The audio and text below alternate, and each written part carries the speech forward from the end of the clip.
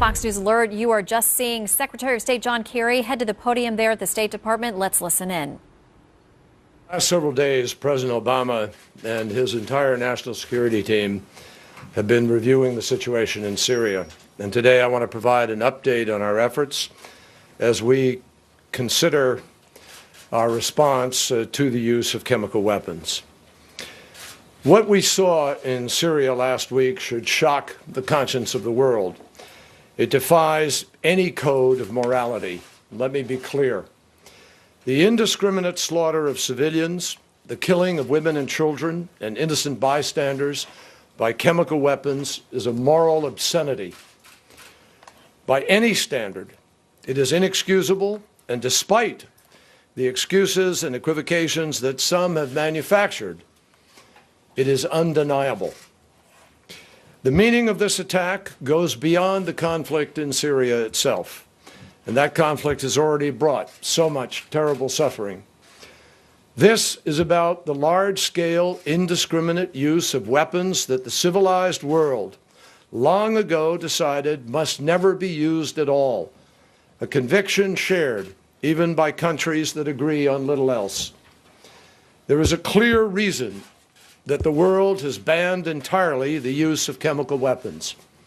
There is a reason the international community has set a clear standard and why many countries have taken major steps to eradicate these weapons.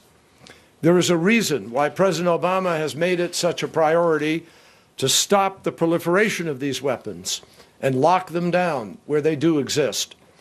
There is a reason why President Obama has made clear to the Assad regime that this international norm cannot be violated without consequences. And there is a reason why, no matter what you believe about Syria, all peoples and all nations who believe in the cause of our common humanity must stand up to assure that there is accountability for the use of chemical weapons so that it never happens again.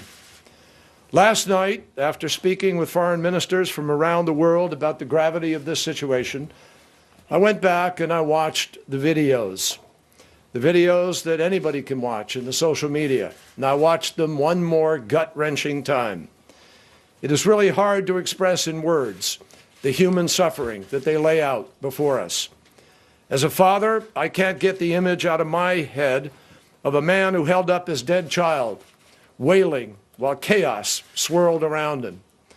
The images of entire families dead in their beds without a drop of blood or even a visible wound.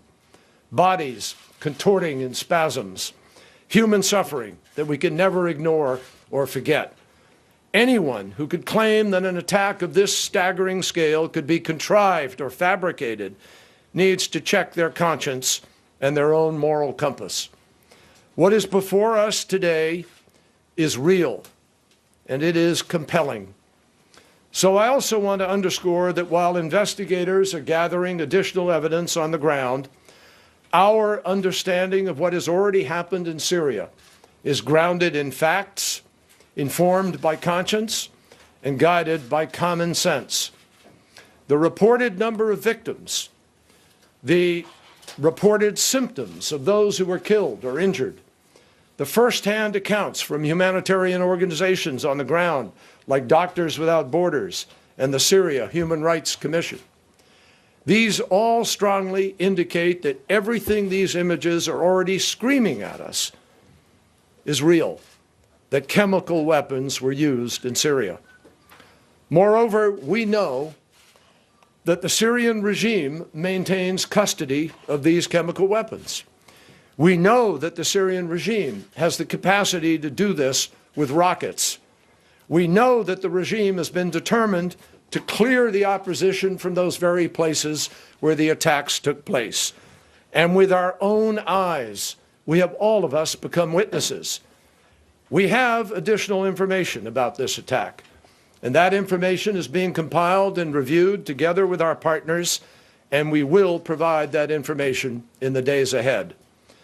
Our sense of basic humanity is offended not only by this cowardly crime, but also by the cynical attempt to cover it up.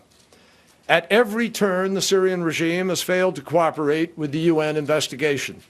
using it only to stall and to stymie the important effort to bring to light what happened in Damascus in the dead of night. And as Ban Ki-moon said last week, the UN investigation will not determine who used these chemical weapons, only whether such weapons were used, a judgment that is already clear to the world. I spoke on Thursday with Syrian Foreign Minister Muallim, and I made it very clear to him that if the regime, as he argued, had nothing to hide, then their response should be immediate transparency, immediate access, not shelling. Their response needed to be unrestricted and immediate access. Failure to permit that, I told him, would tell its own story. Instead, for 5 days, the Syrian regime refused to allow the UN investigators access to the site of the attack that would allegedly exonerate them. Instead, it attacked the area further, shelling it and systematically destroying evidence. That is not the behavior of a government that has nothing to hide. That is not the action of a regime eager to prove to the world that it had not used chemical weapons. In fact, the regime's belated decision to allow access is too late, and it's too late to be credible. Today's reports of an attack on the UN investigators, together with the continued shelling of these very neighborhoods, only further weakens the regime's credibility. At President Obama's direction, I've spent many hours over the last few days on the phone with foreign ministers and other leaders. The administration is actively consulting with members of Congress, and we will continue to have these conversations in the days ahead. President Obama has also been in close touch with leaders of our key allies, and the President will be making an informed decision about how to respond to this indiscriminate use of chemical weapons. But make no mistake, President Obama believes there must be accountability for those who would use the world's most heinous weapons against the world's most vulnerable people. Nothing today is more serious, and nothing is receiving more serious scrutiny.